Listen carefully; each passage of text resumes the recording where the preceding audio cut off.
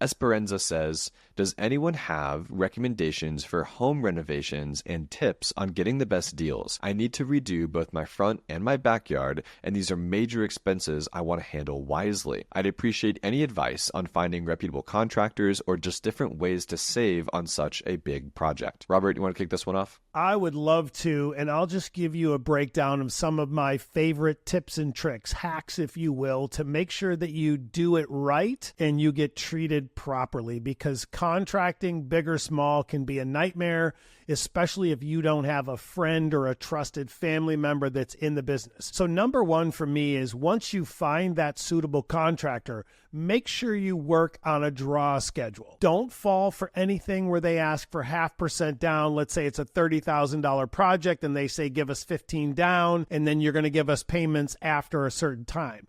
You want to make sure that you work on what's a draw schedule. You can Google that and really figure out what is a fair and reasonable draw schedule. And all that means is, on that $30,000 project, is you might give $5,000 down. Then when they reach a certain milestone, you give another 5, and so on and so on. Because the biggest problem in contracting is that people get these big deposits from people and then they don't show up for weeks at a time, or they'll go get started and then run out of money because they're constantly working off of customer cash flow and they don't show up. So number two, relative to that, is stick to the draw schedule. Because once you get ahead of them, you will be in a situation like I alluded to. It's very tough to get them to come back unless you give them more money. Trust me on this. It happens every day and twice on Sunday in the contracting world. And then number three is, make sure that you understand it's not always a good idea for you to buy the materials.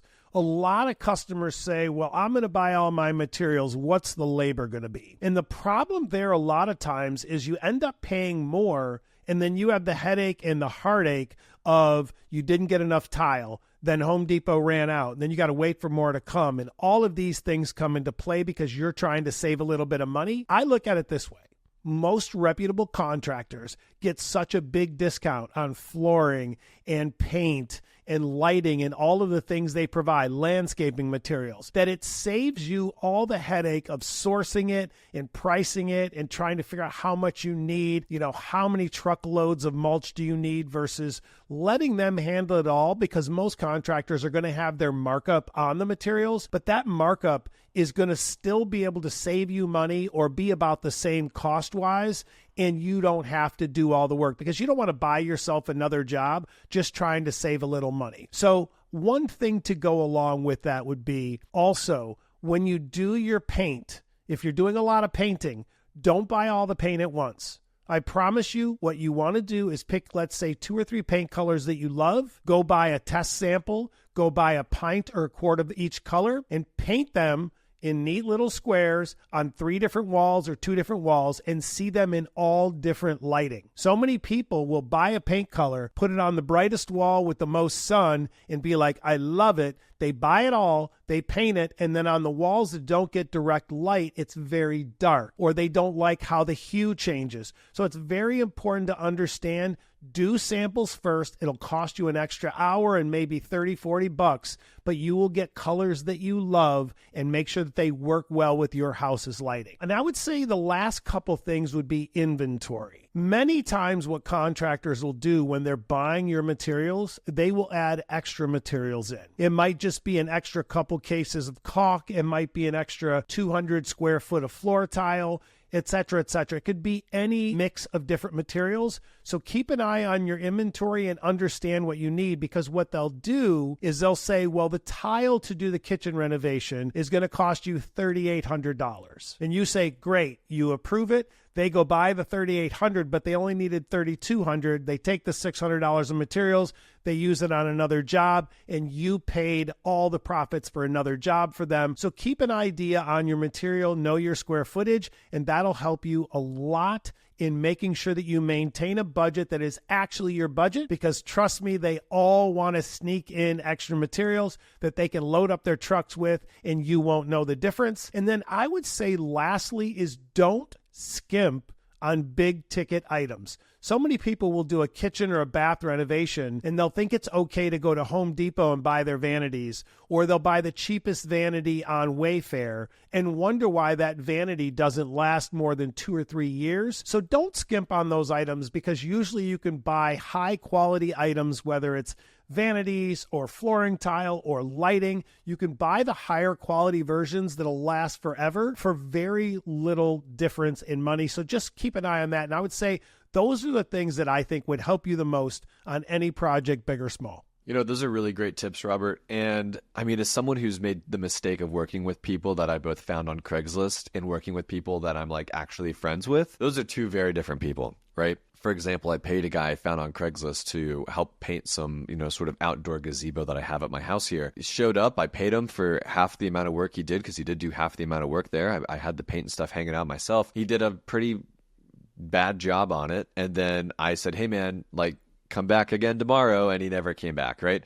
So luckily he only got paid for half there, which was good. I didn't get scammed. But just make sure you're working with people that are actual vetted contractors, probably insured, right? There's a lot of really cool things to look at there. Yelp reviews are a great place to start when it comes to finding really great people around you. Facebook groups, maybe, check your neighborhood Facebook group. I'm sure there's a lot of other people who've had contractors come and, help them remodel their front yards or their backyards. Robert, do you have any perspective on how the payment gets sent? Do you think cash is the way to go? Do you do credit card? Do you do Zelle? How do you think in a perfect world someone should pay a contractor? Yeah, you just want to have trackability. So you don't want to use cash, because then they can say you didn't give it to them, you didn't do this. And for everything you do in this contractor world, and I've been a contractor, on and off for 20 some years, and I've seen it all. Even 2 weeks ago, I dealt with it after the hurricane. We hired a contractor to do the roof, signed the paperwork, even downloaded their app. It was so official. And then the price changed 2 different times. They didn't show up when they were supposed to. We got another contractor involved. They were super reputable.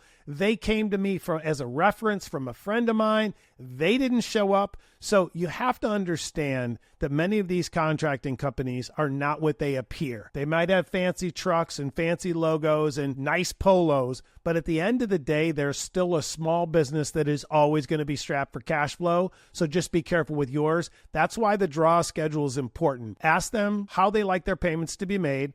Work off of a draw schedule. And like I said, if it's a $30,000 project, you don't want to give them half down. You maybe want to say, okay, when you show up, we'll give you X, Y, or Z. It might be $5,000. It might be $7,500. I don't know, but just keep it as low as you can, because you want to make sure that they actually show up with the materials, they start the work, and they're moving it along quickly. Because what they'll do, a lot of them, they'll show up, do a chunk of work, get a chunk of money, and then not come back for 3 weeks, and then you're stuck holding the ball. So just keep in mind and be careful, because they are usually very good salesmen and not necessarily as good at running their business as they are closing the deal. So be careful. Yeah, I'm right there with you. Back to this Craigslist guy. I mean, it was just so annoying. It's crazy.